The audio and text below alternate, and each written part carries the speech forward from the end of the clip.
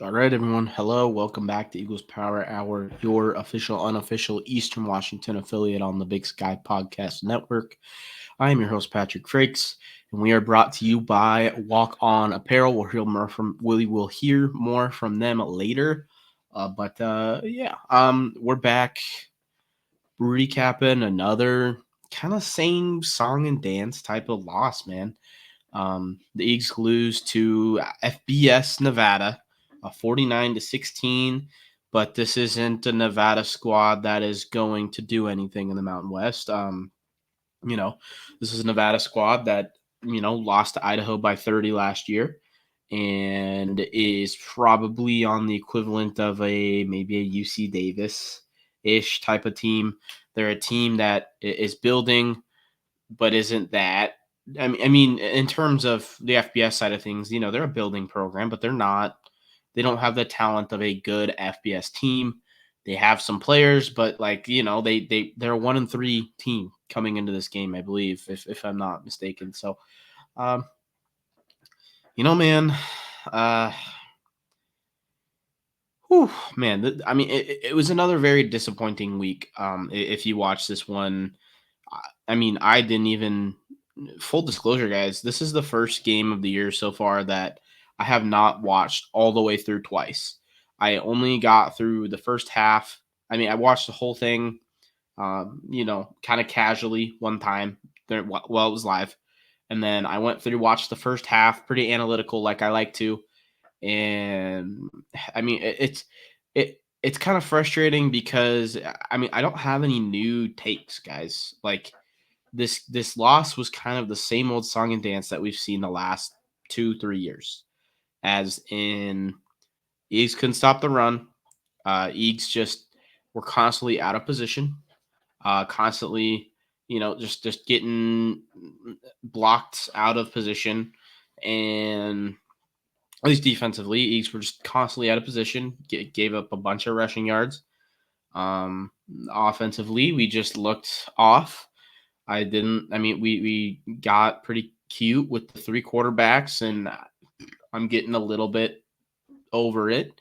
Uh, I mean, I don't know, man. It feels like this Eagle team might be like a historically underperforming team when it comes to the talent that is here. I think we've said it again and again. Like this Eagle team has so much talent to be really good. And they just haven't been that good, man. They just don't look good at all. They haven't looked even slightly remotely good through 4 weeks. Besides, the Monmouth game, they look great. And then Drake, this Eastern offense didn't look like it was firing on all cylinders. The defense looked like it was getting picked apart by a non-Scully quarterback. Southeastern Louisiana, we went right back to 2023 Eastern, just getting dominated in the run game. And same with this Nevada team. And I have bad news, guys. Uh, this weekend we play Montana, run first team. Then we play Sac State, run first team. Then we play UC Davis, who has probably the most talented running back in the entire, possibly, not the entire country, but the entire Big Sky in Land Larson, the preseason offensive MVP, run first team. Then we go to Idaho, run first team. Then we go to Montana State, who obviously led the league in rushing the last 4 years. Or we host Montana State, but guys, like matchup wise, this is looking extremely bad unless some things can really flip a switch ASAP. But I think the theme of this, and you hear it from my tone already, is the theme of this game is, the Eagles look like a bad Big Sky team. They don't just look like oh, it's a Big Sky team playing a Mountain West team, whatever. They look like a bad Big Sky team getting their asses kicked by a bad Mountain West team. That was my take on this game. It was I tweeted it, man. Eastern right now. I watch every Big Sky week game, or I try to watch as many of the Big Sky games I can every week. Sometimes, I'll skip the blowouts unless it's Eastern or Idaho. But, you know, right now, Eastern looks like the 11th best team in the Big Sky. And there's only 12 teams in the Big Sky. Eastern right now has looked like a bottom 3 Big Sky team without question. Bottom 4, I'll say. I think the bottom tier right now is Portland State, Eastern Washington, Northern Colorado, and Cal Poly. What does this Eastern team not have in common with those other three? I think this Eastern team blows those other three teams out of the water in terms of talent. Um, which is just, I mean, it's really disappointing, man. It's tough to be a fan and kind of watch it happen on every Saturday. And, I mean, it's not for lack of trying. Like, it's not like for lack of trying. It's just, man. I just feel like we've been outmatched on the X's and O's sides of things. It feels like we're constantly one step behind the other team, and it's not like they have such like just way bigger guys than our guys, way faster guys than our guys. I mean, there's a little bit of speed lacking on the defensive side of the ball in terms of like the linebackers aren't the fastest group of all time. They're not. They don't have the speed that you might see out of some other Big Sky schools, but it doesn't mean this Eastern team should be eating gash the way it is. It feels like one linebacker goes and forces this play. They don't make the play, but they force him inside, and then the other linebackers are nowhere to be found, and all of a sudden he's running 8 yards for a safety to tackle him. Instead of, hey, if both linebackers fill to that hole, this is a 3-yard gain, 2-yard gain. I mean, I don't know. It really that's kind of the thematic feeling of this game, as it was just disappointing and really kind of um I don't know, not reignited, but just reinforced that same feeling that we had after last week, as in, hey, like this Eagle team that we thought might be fixed is not fixed. This is the exact same issues are rearing their ugly heads. The exact same issues offensively and defensively. Offensively, hey, I gotta take my hats off to the offensive line. I think they've definitely stepped their game up this year. I feel like the rushing game could be much more effective, and it has been, but not to the level it could be. Just because I don't feel like they're getting the I don't feel like they're getting the volume of, hey, inside zone or dive, just little inside runs that I think. I mean, to me, that's been the most effective play for Eastern offensively all year. Has been give it to Dotson up the middle. Like, yeah, I mean, you have Efton Chisholm out there who is excellent. Don't get me wrong. But the amount of times that man has caught the ball and been tackled immediately in the flat has for a gain of 2 yards has been pretty infuriating. Just because I mean, he doesn't have a chance to make a play. He's not getting the ball in space. He's getting the ball with a guy on him in space, and I don't know. It feels a little predictable. Our offense just feels a little predictable. Defense just doesn't look great. They are constantly out of position, and that is kind of a recipe for a really bad team, guys. But looking at this Nevada game more in particular, man, it really just wasn't a very inspiring overall performance. When you look at the box score, Nevada right away put seven on the board, runs it right down Eastern's throat. Eastern can't score after that. Well, let me pull up the drive chart on my end. Eastern gets the ball first. They drive the ball a little bit, get stopped, have to punt the ball. Eastern did not give a single run up the middle on that first drive, which was just infuriating to me. Fine, whatever. Next, Nevada gets the ball on like the 20. I think they get the ball on the 27. They drive right down the field, score. I don't even know if they had a negative play in that drive. 9-play, 73-yard touchdown drive. Cool. Eastern gets the ball back, gets into third and long. Pressure gets home. I think it was Jared. It was either Jared Taylor or Kiko Vesperis throws up a duck. Gets picked off. I mean, it was third down. It's not a huge deal, but it's a pick. Still, first pick Eastern's thrown all year. Eastern goes two and out, really. I mean, three, third down, arm punt kind of deal.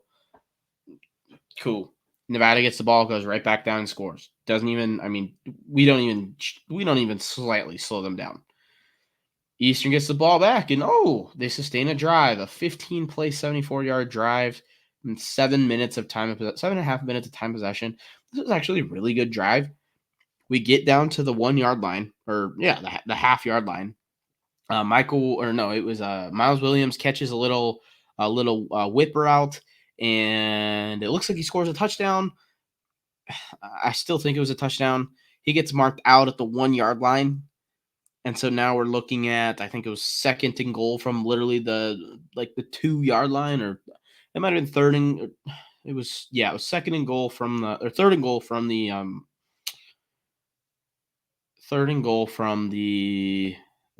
half-yard line ish. And I mean, the snap. So Jared Taylor comes in, shocking, and Malik Dotson's in the backfield. And I think they called a dive or something to Dotson. I hope they did. But the snap gets bobbled a little bit, and Jared Taylor has to run it himself. And he runs outside, gets out flanked by the FBS talent because Jared Taylor's not that fast. And I mean, Eastern gets stuffed on the goal line. Can't punch it in. Frustrating. I mean, and we didn't call a dive with a running back in 3 plays. We didn't execute a single dive with the running back in 3 plays from the 1 yard line. I mean, that's just it's frustrating to me as a fan that I think the MVP of this Eagle offense besides Chisholm's been excellent, but besides him, I think it's been Malik Dotson and the interior 3 offensive linemen. Rivera, Dahlgren, and Jack Seeley, they all have like issues at times, but in run blocking, they look pretty dang good to me. I think they've taken a step developmentally from last year, and in the terms that they're getting push, they're getting on their assignments, they look more athletic, and I really like what I've seen from those 3 guys. I wish we would run it behind those guys more often. It just feels like we don't enough when we have 3 quarterbacks, but it feels like none of them are reliable throwers down the field right now. Which is, those dudes, all 3 of them are ballers. They haven't been reliable down the field so far, which is, it's tough. Nevada gets the ball back, and oh my goodness, Eastern gets a stop. We have a chance to go, hey, let's go score, and let's make this a 10-14 ball game. We get the ball with momentum. We get the ball on our 18-yard line. Let's go score. We have a 4-minute, 45-second drive that stalls out on, let's see, I think it stalled out on like the 45-yard line or something like that. We have to punt. And now it's like, well, dang it, give all the momentum right back to Nevada. It feels like we could never score after a defensive stop. It feels like it has to be after a touchdown. Like we could never roll the momentum from the defense over to the offense. I don't know what it is. I think part of it is whenever Eastern has some sort of positive play, they really like to roll out if we have a big play, like a big catch down the field, we'll get up on the line of scrimmage and then run like a trick play. And I just, I don't know. It's been frustrating because we'll have a big play and then all of a sudden right away we're behind the chains. For example, in that first drive, I believe Jared Taylor like the guy that never throws passes, threw a pass to Chisholm for a nice like 15-20 yard gain. And everyone's hyped, excited, run up to the ball, and then we throw a swing out to Wortham, setting up a double pass. And there's only one receiver going out on a pattern. It's the backside receiver. He's covered up, and now Wortham has the ball 5 yards behind the line of scrimmage, getting rushed by 8 dudes, and he just has to kind of run around, try to gain some of that yards back. Now we're 2nd and 13, and it's like, well, we just went from a really positive play to a really negative play, and now we're behind the chains again. It's like nothing happened. I get frustrated with the cute play calls after big games. Hey, let's just go run it down their throat, and then let's just continue to run the ball. That's how I feel about it. That's how I think Eastern could have a lot more success. It's just, I get upset with the cute trying to do the double passes and stuff, which it did work later in the game, but I don't know. That's just a personal gripe. But moving on, Eastern gets a stop, then we can't score. We have to punt it back to Nevada. Nevada scores another touchdown. Eastern gets the ball, can't respond before halftime. We have to punt it back to them. They get the ball. They throw an interception on the Hail Mary, which is like, I mean, I don't really care. You know, Nevada gets the ball to start the half. They go right back down and score like nothing. Eastern rolled into the halftime with a little bit of momentum. The defense got a nice stop. You're getting excited. And then Nevada comes right down, runs it right down Eastern's throat. 10-play, 75-yard touchdown drive. Eastern then turns the ball over on downs. Nevada comes back, scores another touchdown. I mean, in the first half, Eastern got 2 stops. The first 3 quarters, Eastern got 2 stops, and one of them was basically the end of the half on a Hail Mary. They got 1 stop, and Eastern just could not score. Like, the offense just looked horrible today, in my opinion. Fourth quarter was more of a back-and-forth touchdown show when Nevada had its 2s in. Eastern was able to kind of get some things going. Full disclosure, I don't remember much about these drives.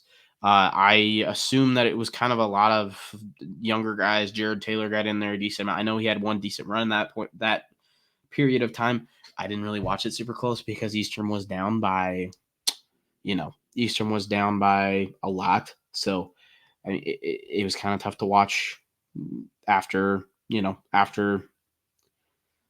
Nevada scored. This would be Nevada scored in the late third quarter.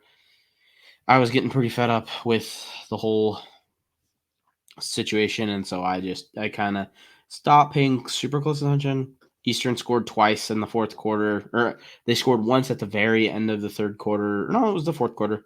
They scored twice in the fourth quarter, and that made it look a little bit less like domination. But I mean, this game was 42-9 at one point, so it really just wasn't close. Looking at some box score things, I mean, Eastern gave up 534 total yards on defense, excuse me. They only gained 348 total yards. I'm curious what the outlook would be if you look at the final quarter versus the first 3 quarters. I feel like it would be even crazier margin of difference there. Let's see. Eastern passed the ball 21 times, completed 21 passes, 1 pick for 178 total passing yards. Not excellent. Nevada outpassed Eastern, who is not a passing team, 214 yards through the air, 11 yards per completion for them, 2 touchdowns. I mean, the really big one. I mean, Eastern even won the penalty battle, which they never do, and we still got dominated, man. Looking at the rushing yards is the big issue that I see is Eastern rushed for 170 yards. That's 5 yards per rush. It's pretty solid. Let's run the ball more. I think we just have to run the ball more. We're about a 50-50 balanced offense, but our passing game just has not been effective with the guys we have at quarterback. It just flat out hasn't. Chisholm's a baller, but Miles Williams has just not been quite on the same page. Nolan Olm has been out. I think between in our receiving core, I think the 2 best receivers have been Noah Cronquist and Chisholm. And Chisholm has been okay. He's been good. He's clearly still the best receiver on the team. It's just I feel like he hasn't really been put in spots to really show out the way he did versus Monmouth, which is I don't know. It's just been it's been very underwhelming offensively for this Eastern team this year. And I have a hard time having much optimism looking forward right now. Looking at, the murderer's row, Montana through Montana State that we have playing all of the top teams in the Big Sky. Luckily we avoid Weber, who I mean will be up there with those good teams I think at the end of the year, but we get everyone else in the top 5 in the conference. We get Idaho, Montana State, Montana, Sac State, and UC Davis. So, um, thankfully, we get 3 of those at home, which is nice. But I don't know, man. I have a really hard time feeling like Eastern will be favored in another football game until they play Northern Colorado. And even that one, if you look at a 1-8 Eastern team versus an 0-9 Northern Colorado team, I mean, it's gonna be kind of a close spread, dude. I mean, Northern Colorado is kind of the inverse of Eastern. I think Eastern's the inverse of Northern Colorado. Northern Colorado can't throw the ball to save their lives.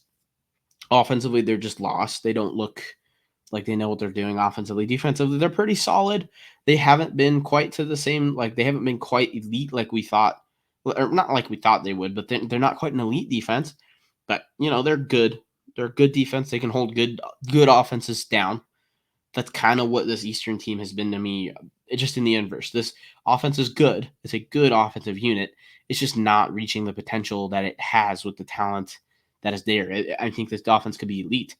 It's just I haven't loved the scheming. I haven't loved the play calling, and I don't know. I haven't felt like our guys have been put in the best positions to succeed.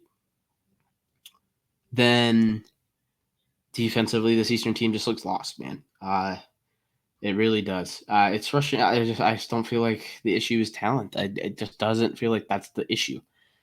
I don't know. I feel like it feels like it's Eastern teams constantly out of position, just like they are not being fed the right things in their mind coaching wise. That's how it looks. That's how it feels to me watching this. It just really, I don't know. I feel like the staff has not been getting the job done. And it's hard to say they're going to be back next year. I would be surprised if they were back next year. So that's man, that's where we're at right now. But yeah, Eastern gave up 320 yards on the ground again this week. I can look up the FCS national stats because I'm kind of curious where this Eastern squad is now in the FCS national. Let's see.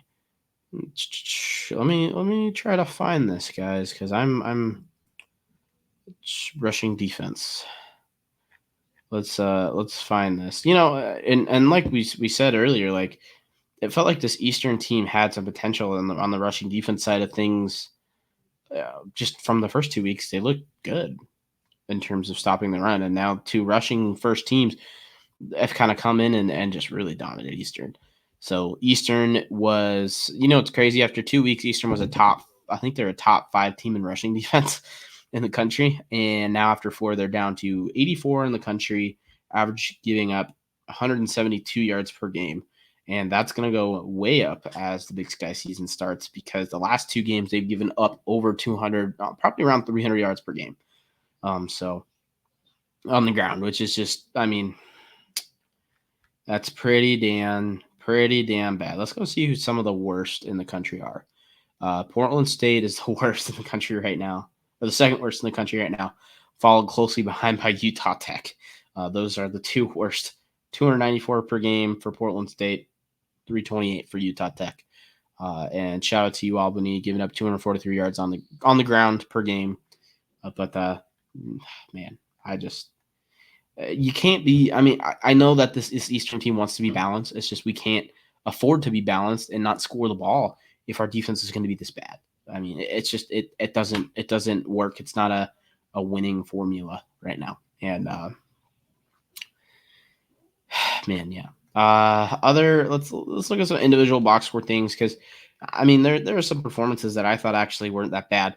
Malik Dotson again averaged 6 yards a carry. I think he was again probably the bright spot for me. I think Malik Dotson he's really impressing. And I think he's kind of taken potentially the one running back role right now. Unless I mean Tuna could be dealing with something injury, little nick and knack type thing that has slowed him down. He only got 2 carries this game.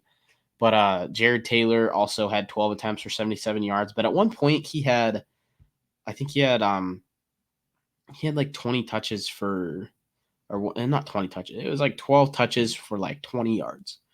And he ripped off 2 big runs to make his total look better. But I don't know. I just, Jared Taylor at quarterback hasn't been the greatest, in my opinion, as in it just makes our offense really predictable. And I feel like that's, I don't know. We constantly hear the rants and raves about Eastern's 3 quarterback, 3-headed monster. Oh, how do you prepare for 3 different offenses? It's like, well, no, it's one main offense with Kiko at quarterback, and then you have Wortham and Taylor in there, and they're pretty simple. It's going to be a run play 95% of the time, and probably just stack the box and make those guys beat you with their arm, which they really haven't shown the ability to do yet. Wortham definitely has a cannon, but he just, he hasn't really been given the reins to throw the ball very much. 2 for 2, you know, 2 for 2 on completions, which is cool, but he just, I don't know, man. I just feel like we have 3 quarterbacks that all can't really throw the ball that well. I mean, like Kikoa he has a cannon. All 3 of these guys have good arms. Wortham and Kikoa have cannons. Jared Taylor, not quite as much of a cannon, but he's a relatively accurate passer. That's just, none of them have really shown the ability to win games with their arm so far. And I don't know. That's just emotions of the game kind of coming through here. 182 yards gained on the ground. But again, Malik Dotson in that interior 3 on the offensive line, looked really well in my opinion. Really good in my opinion. At least that's what I thought. Cronquist and Efton Chisholm both looked good in this game. Chisholm had 11 receptions, 85 yards. Cronquist had 3 receptions for 61 yards, caught a 42-yarder from Wortham. Wortham had 3 catches for 15 yards. Messiah Jones, tight end, had a catch for 7 yards. Jalen Garrison, young guy, a JUCO transfer, catch for 7 yards. Miles Williams, 1 catch for 2 yards. That is, oh man, I feel like Miles Williams has been criminally underused, and just he hasn't been quite one, he hasn't been quite as explosive as he can. It seems like he might be still dealing with some dumb injury stuff, but 2 is just like he's been slightly not on the same page as whoever's throwing the ball to him, like just slightly off, and it just hasn't been quite there. JT Weir kind of had he was open for a touchdown at one point, and Kikoa threw it to his knees, and he had to slow down to make the catch. He should have caught it for a big gain, but you know, he got open deep and didn't make the catch, but also could have been a better ball for a touchdown. Tuna Altair had 1 reception for 1 yard.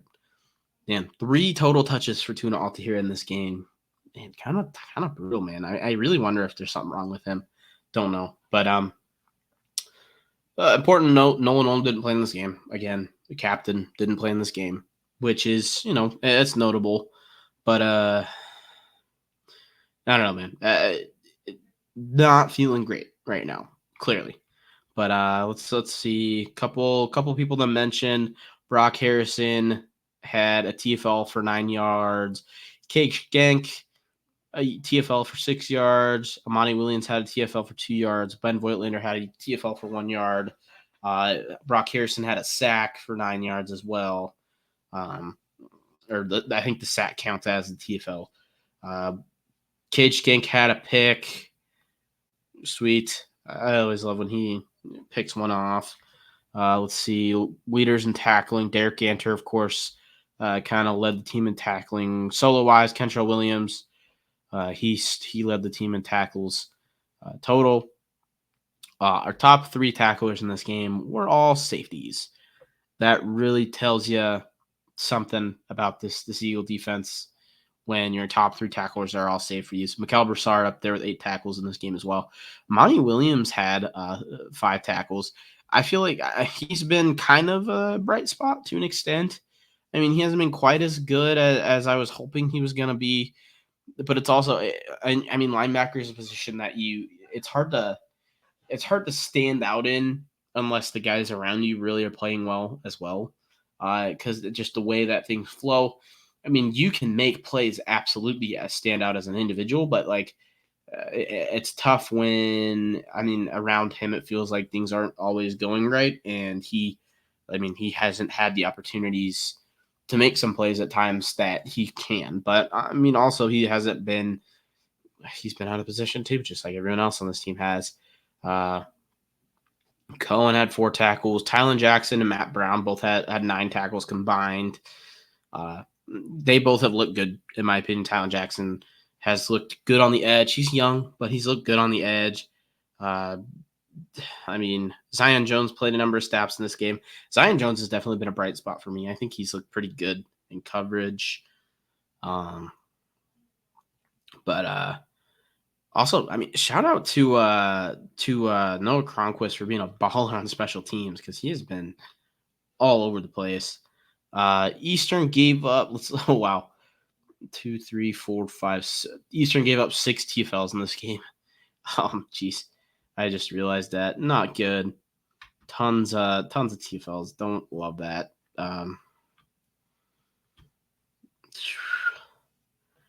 Any interesting other individual stats? Not really. Man, it's just I've ran in for 30 minutes now, kind of saying the same thing over and over again. It's just been disappointing. Felt like we kind of out-coached. And it really has been kind of just the same old tongue and dance for this Eagle team as 2023. So, I don't know, man. We got to see some improvements, or else this is going to be a long year. And it's been a long year already through 4 games. I just, that's, man, like I said, just the whole season outlook totally flipped into 4 games. We're looking at 4-0 going into Big Sky play, 3-0, 3-1, 4-0, looking into Big Sky play, hoping to make some noise, go to the playoffs, and Eagle team looks like one of the worst Eagle teams I've seen since I was born, which is it's tough, man. That's really tough. That's shitty. So, man, hey, I still have a lot of respect for Coach Best. And that coaching staff, those guys are all smarter than me when it comes to football. They're all good dudes. I don't mean to fucking sound like I know what's happening, or that I'm a genius, but I mean, these are all things that other people have said to me as well. And I mean, man, thinking about the run game thing is like we weren't getting out schemed in the sense that we were getting caught in like nickel and dime. We were just constantly out of position in this game, and I don't know. I defensively, I just feel like those guys aren't being put in the right positions to really succeed. But anyways, rant aside, we're gonna keep rooting for those E's, man. I mean, it's FTG week, and damn well we're not wanting to give up the perfect record against Montana on the red this week. I believe Montana's favored by 13.5. I thought the line was going to be a lot bigger, but hey man, Pack Roos. I mean, at least if we're going to lose to Montana, let's do it in style. Have a lot of people out there. I know we can. Pack Roos pretty good, even though this Eagle team hasn't looked great. But yeah, on to next week. Flush it. Move on. It's conference season, baby. I mean, these are all teams that Eastern knows. Teams that know Eastern. Could be a good thing. Could be a bad thing. You never know. But yeah, man. FTG week. Really, really hoping we see some improvements. Little birdie saw Nolan Ohm pads at practice today, so hoping Nolan Ohm will be back. Will be a big thing for the Montana game. Man, I really want to beat Montana, man. I can't stand losing Montana, guys. Especially, I cannot imagine losing at home. Anyways. All right. That's going to do it for me, guys. Thank you guys for listening. Oh, wait. Pause. I almost forgot to read my ad read because I'm a disgruntled fan and I was thinking about my team instead of Eagles Power Hour.